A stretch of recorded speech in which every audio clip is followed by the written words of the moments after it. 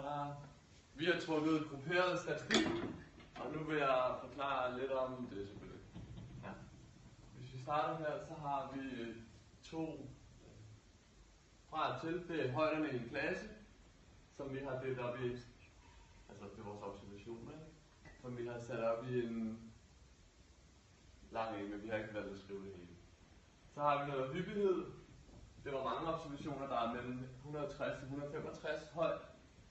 Og for at regne frekvensen, så tager du hyppigheden og dividerer med det maks antal observationer, altså hvor mange du har spurgt.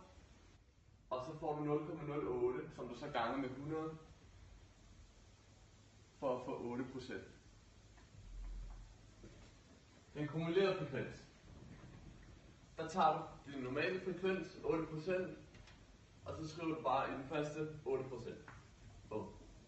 Nedenunder, kan du se, at vi har fået en frekvens på 20%. For at få, og hvor er resultatet herovre, 28%. Men for at få 28%, så tager vi den tidligere akkumulerede frekvens og plusser med den nuværende frekvens, som så giver 8%. Ja. Okay, fint. Så kigger vi på middeltal. Middeltal. Hvordan får man så det? Man får, der tager du midten af din gruppe, ligesom du kan se, nu er det 160 til 165, vil vi så 162,5. Så tager du 162,5 og ganger med 4. Og det gør du så hele vejen ned, mens du plusser den, som man kan sige, den siger 100, stiller man lige om, 62,5 gange 4 plus, og så tager du så her, nu er det så 167,5, så kører du 167,5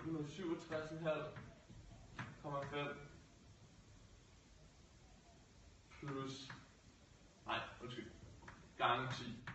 Og sådan kører du hele vejen ned. Vi har så ikke valgt at skrive alt sammen. Er det ikke det? Jo, var ikke det?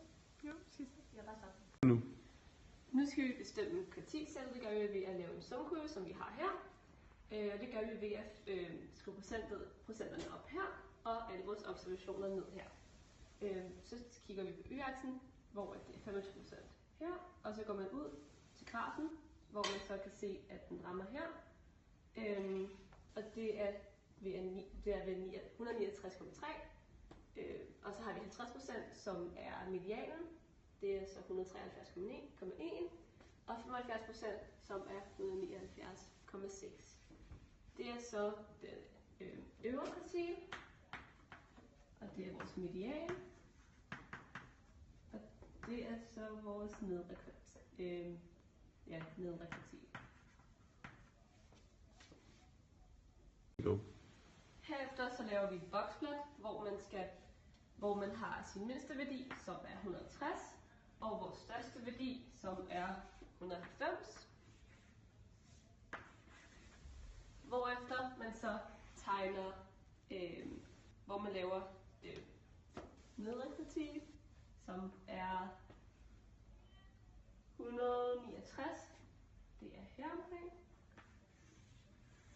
Og så har vi vores median, som var 175,1. Og vores øvre kvartil, som var 179,6, som er her. Og så tegner man den bare op, og så har man et